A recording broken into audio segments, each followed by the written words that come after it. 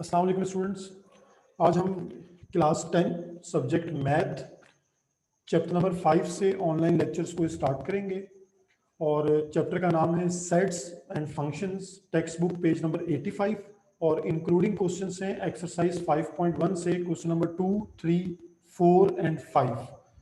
तो हम पहले सेट की डेफिनेशन को डिस्कस करेंगे कि set means well defined collection of objects.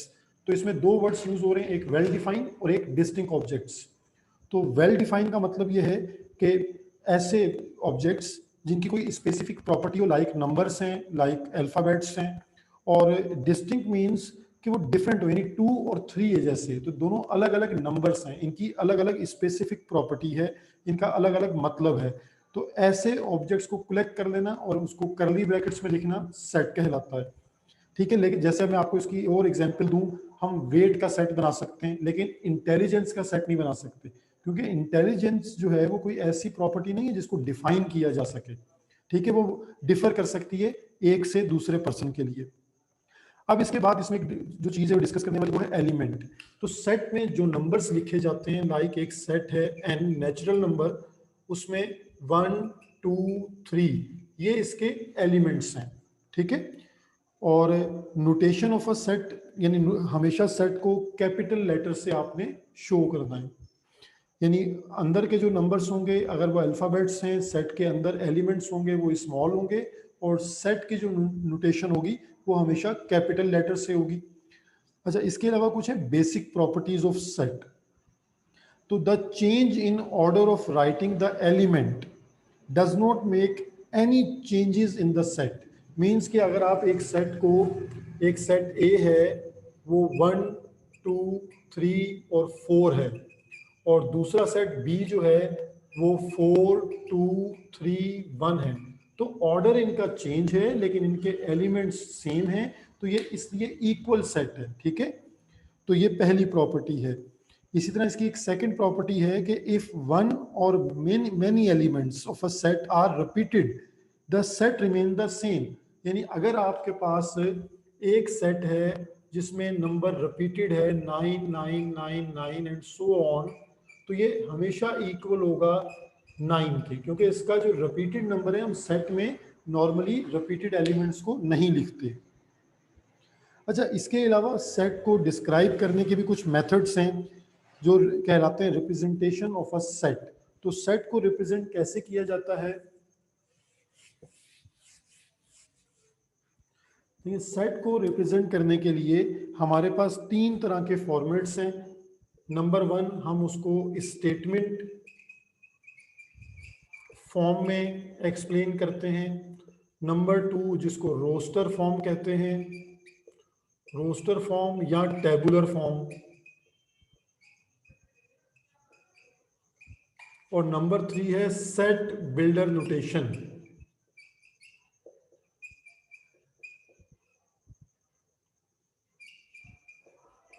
ये 3 तरह के मेथड्स हैं जिनसे हम अपने सेट को एक्सप्लेन करते हैं। तो सेट स्टेटमेंट फॉर्म क्या है? अगर आप इसकी एग्जांपल देखें तो स्टेटमेंट फॉर्म का मतलब है, अगर हम लिखते हैं सेट ऑफ नेचुरल नंबर्स, ठीक है, हमने स्टेटमेंट की फॉर्म में इसे एक्सप्लेन कर दिया। रोस्टर या टेबुलर फॉर्म ये है कि हम इसको नंबर्स में लिख के बताएंगे जी ये है नेचुरल नंबर का सेट। और अगर हमें इसको सेट बिल्डर नोटेशन में एक्सप्लेन करना है तो फिर हम इसको एक्सप्लेन करेंगे कि जी x such that x belongs to natural number and x greater than 1 and less than 12। हमने उसको लिमिट भी बता दी कि 1 से 12 तक के नेचुरल नंबर का सेट। हम स्टेटमेंट फॉर्म में भी बता सकते थे कि set of first 12 natural numbers. ये हमारी इस स्टेटमेंट फॉर्म को हम डिस्क्रिप्टिव फॉर्म भी कहते हैं। रोस्टर फॉर्म में हम उस सेट को नंबर्स, यानी उसके जो एलिमेंट्स हैं उनको उस नंबर्स के साथ शो करेंगे। और सेट बिल्डर नोटेशन में उसको लिखने का मेथड क्या है, दोबारा देख लें। x such that x belongs to natural है, यहाँ prime, odd, integer, real, rational कोई भी नोटेशन यूज की जा सकती है। एंड फिर हम लिमिट बताएंगे कि x greater than 1 and less than 12। इसके अलावा स्टूडेंट सेट को समझने के लिए हमने पेज जो टेक्स्ट बुक का फर्स्ट पेज है जहाँ से ये चैप्टर स्टार्ट है, वहाँ सेट की डेफिनेशन के बाद आपको सेट्स बताए हुए हैं जो डिफरेंट सेट्स यूज होते हैं। नेचुरल नंबर का सेट है, होल नंबर का सेट है, इंटीजर्स हैं, इवन नंबर्स हैं, ऑड नंबर्स हैं। तो ये डिफरेंट सेट्स हैं, ये आपको याद होने चाहिए। अब टाइप ऑफ सेट्स हैं जो मैं क्विक रिवाइज कर रहा हूँ ताकि आपको गो थ्रू हो जाए ये चैप्टर। लाइक एम्प्टी सेट है, मींस नल सेट जिसमें कोई एलिमेंट नहीं होगा।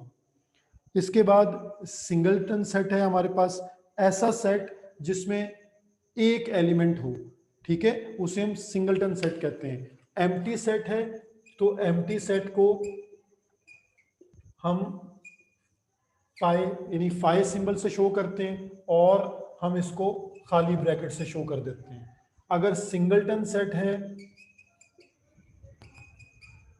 तो वहां पर एक एलिमेंट शो कर देंगे, कोई सा भी एक एलिमेंट शो किया जा सकता है, तो ये सिंगलटन सेट कहलाता है। ठीक है। फाइनाइट सेट है, फाइनाइट सेट जिसमें जो एलिमेंट्स हैं उनकी क्वांटिटी आपको नोन हो, ठीक है, काउंटेबल हो, तो उसे हम कहते हैं फाइनाइट सेट। और इन्फिनाइट सेट्स ऐसे सेट्स हैं जिनमें हम काउंटिंग नहीं कर सकते, उसमें डिजिट्स के बाद डॉट आ जाता है, तो वो इन्फिनाइट सेट्स कहलाते हैं। अच्छा, इसी तरह इसमें एक चीज यूज हो जाती है, यूज होगी, वो है cardinal number of set. Cardinal number means ये है कि हमारे पास अगर कोई सेट हो, यानी कार्डिनल जो वर्ड है, कार्डिनल नंबर ऑफ सेट, अगर मैं एक सेट शो करता हूं ए, उसके एलिमेंट्स हैं 1 2 3, तो cardinal number means number of elements 1 2 3, ये कहलाता है जी कार्डिनल नंबर। तो आपके उसमें नंबर ऑफ एलिमेंट्स कितने हैं। इसके बाद एक आपको चीज़ यहाँ पे इम्पॉर्टेंट है रिवाइज करने के लिए, वो है इक्विवेलेंट सेट और इक्वल सेट। देखिए, इक्विवेलेंट सेट तब होगा जब कार्डिनल नंबर यानी नंबर ऑफ एलिमेंट्स दो सेट्स के सेम है, यानी 3 और 3 एलिमेंट्स हैं, लेकिन हो सकता है एक में 1 2 3 हो, एक में ABC हो। तो कार्डिनल नंबर मीन्स कि उनके नंबर ऑफ एलिमेंट्स अगर सेम है तो मैं उन्हें कहूंगा इक्विवेलेंट सेट।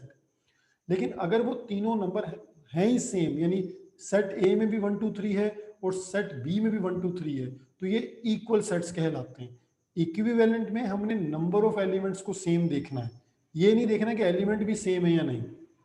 और इक्वल सेट्स में नंबर ऑफ जो जो एलिमेंट्स हैं वो दोनों सेट्स में सिमिलर होंगे। इसी तरह इसमें एक स्टूडेंट कॉन्सेप्ट यूज होता है सबसेट का, वो भी रिवीजन के लिए जरूरी है कि सबसेट क्या होगा। यानी अगर हमारे पास एक सेट है ए 1 2 3 और एक सेट है बी 1 2 3 एंड 4, तो मींस ए के सारे एलिमेंट्स बी में कंटेन हो रहे हैं, तो मैं कहूंगा A subset of B, A subset of B और B super subset of A. तो इस नोटेशन को भी याद रखें कि सबसेट मींस किसी सेट के जो सारे नंबर्स हैं अगर वो किसी दूसरे सेट में आ रहे हैं तो इन्हें हम इसे कहते हैं सबसेट। ठीक है।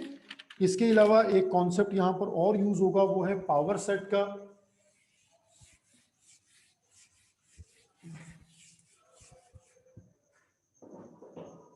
तो पावर सेट का कॉन्सेप्ट ये है,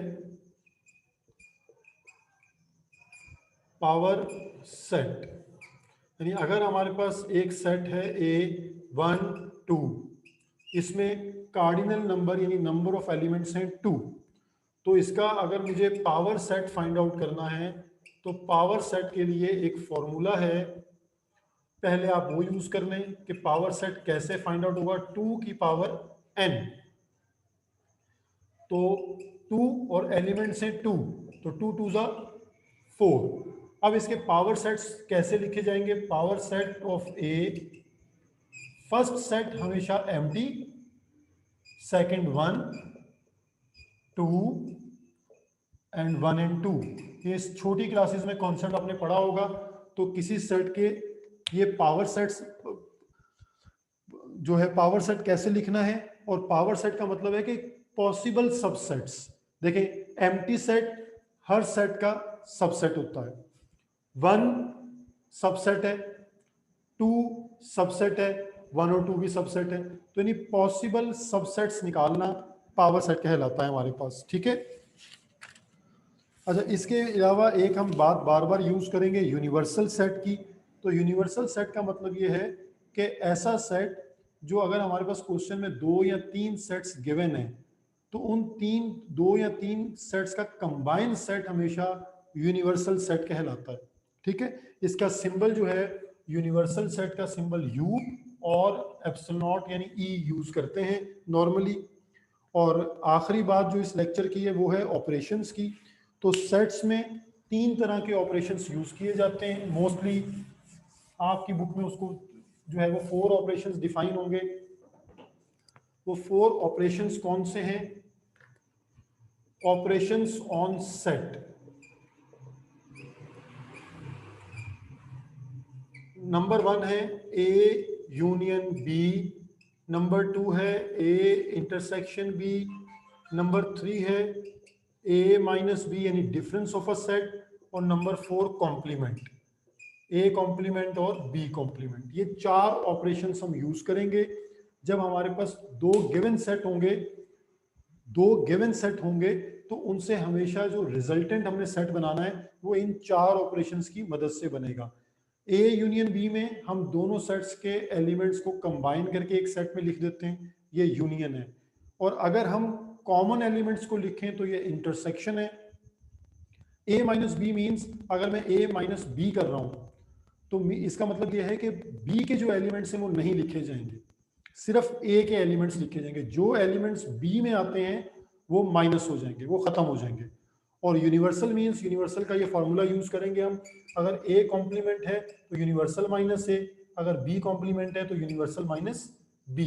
ये 4 ऑपरेशन हम यूज करेंगे, इससे इंशाल्लाह ताला हमारी फर्दर एक्सरसाइजेस सॉल्व होंगी।